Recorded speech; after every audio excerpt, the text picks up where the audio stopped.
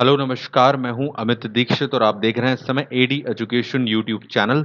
आज के इस लेक्चर में हम जिस टॉपिक को कवर करेंगे उसका नाम है प्रोग्रेसिव एजुकेशन, प्रगतिशील शिक्षा। तो आइए जानते हैं इसके बारे में।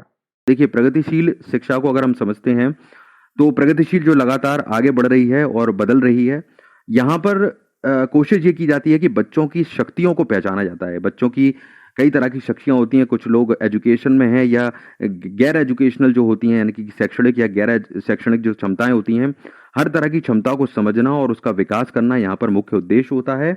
इसी तरह से ये प्रगतिशील शिक्षा बढ़ती है। बच्चों की यहाँ पर जो व्यक्तिगत भिन्नताएं हैं, जो यानी कि वो हर बच्चा एक दूसरे से कुछ अलग होता है और समय के आधार पर यहाँ पर शिक्षण की प्रक्रिया में उचित बदलाव हमें करना बहुत आवश्यक है। जैसी समय की डिमांड होगी, अगर उसमें हम बदलते जाएंगे और शिक्षा को बेहतर बनाते जाएंगे तो कहीं ना कहीं ये प्रगतिशील बनी रहेगी और बच्चों को और शिक्षित करने में बेहतर योगदान देगी।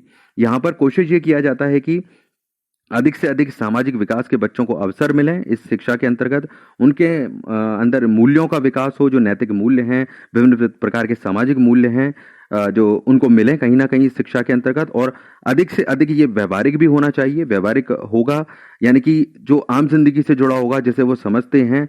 और इसी तरह का व्यवहारिक ज्ञान और शिक्षा पर इस चीज में जोर जोर दिया जाता है प्रगतिशील शिक्षा में, यानी कि आम जिंदगी से जोड़कर उन्हें व्यवहारिक शिक्षा, प्रैक्टिकल नॉलेज दी जाती है। यहाँ पर ये इस पैराग्राफ के अंतर्गत बताया गया है। अब आगे इसमें बताया गया है कि रुचि और प्रयास यहाँ पर दो महत्वपूर्ण तत्व माने गए हैं प्रगतिशील शिक्षा में।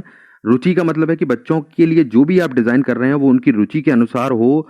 अगर वो रुचि के अनुसार होगा तो उनको फायदा देगा। आप खुद बच्चों से ऐसा करवा सकते हैं कि उनकी रुचि के अनुसार कार्यक्रम डिजाइन करने में उनकी हेल्प ले सकते हैं, उनका फीडबैक ले सकते हैं, जिससे कि उनको मदद मिले। क्योंकि जितना ये बेहतर प्रोग्राम होगा उतनी ही उनमें रुचि होगी, आत्मविश्वास होगा, स्फूर्ति होगी इस कार्यक्रमों के प्रति, और वो दिल जान से इसमें लग जाएंगे और सही ढंग से फिर आप इनको संचालित करने का प्रयास करें। और ये प्रयास जब सफल होंगे तो बच्चों का विकास करेंगे ही करेंगे। तो रुचि और विकास दो इंपॉर्टेंट चीजें हैं यहाँ पर। इसकी कुछ मुख्य मान्यताएं बताई गई हैं यहाँ पर। पहला है प्रगतिशील शिक्षा की मान्यता में विकास स्वाभाविक रूप से होना चाहिए, यानी कि नेचुरली बच्चे सीखें, कोई दबाव ना हो, उनको खुद ही मजा आने लगे सीखने में, ये मुख्य है। दूसरा है स्वाभाविक रुचि कार्य करने की सबसे बड़ी प्रेरणा होती है, यानी कि अगर खुद के अंदर ये रुचि आ जाएगी और वही सबसे बड़ी हमारी प्रेरणा बन जाती है, यानी कि ये प्रेरणा ही हमें आगे बढ़ने के लिए प्रेरित करती है। तो बच्चों को ये खुद की रुचि से जो प्रेरणा मिलती है उसका प्रयास करें।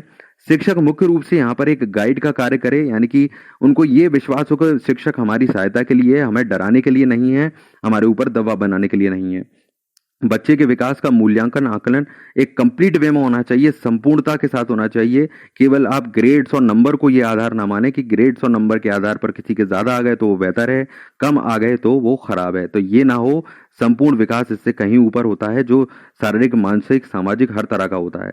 बच्चों के शारीरिक, मानसिक विकास पर खास तौर पर ध्यान दिया जाना चाहिए। तो ऑब्वियस सी बात है, उनका फिजिकल, मेंटल स्ट्रेंथ जितनी होगी उसको, दोनों को हम साथ लेकर चलेंगे तभी वो एक संपूर्ण विकास की तरफ इंगित करता है।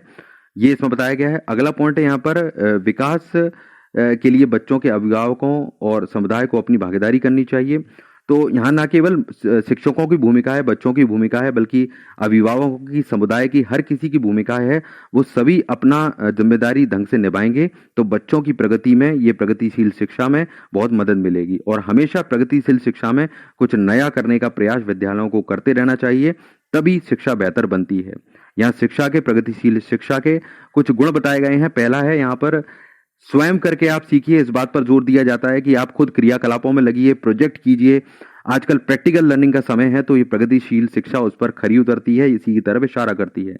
दूसरा पॉइंट है पाठ्यक्रम को हमेशा इकाइयों के रूप में बांटिए, यानी कि सब्जेक्ट बेस्ड बनाइए। आजकल देखा होगा आपने, पर्यावरण अध्ययन को थीम बेस्ड बनाया गया है। तो बहुत कुछ ऐसा किया जा रहा है जिससे कि ये थीम बेस्ड हो सके, विषयगत हो सके। सामाजिक विकास और समूह कार्य पर जोर दिया जाता है, यानी कि सोशल डेवलपमेंट और जो ग्रुप में काम करने की एक क्षमता होती है जिससे बच्चा सोशल बने, ये बहुत इसकी सामाजिक आवश्यकता होती है। तो इसके लिए भी प्रयास इस शिक्षा में किए जाते हैं। अगला पॉइंट है यहाँ पर किताबी ज्ञान ही सब कुछ नहीं होता, क्योंकि किताबी ज्ञान आपको आगे नहीं बढ़ा सकता।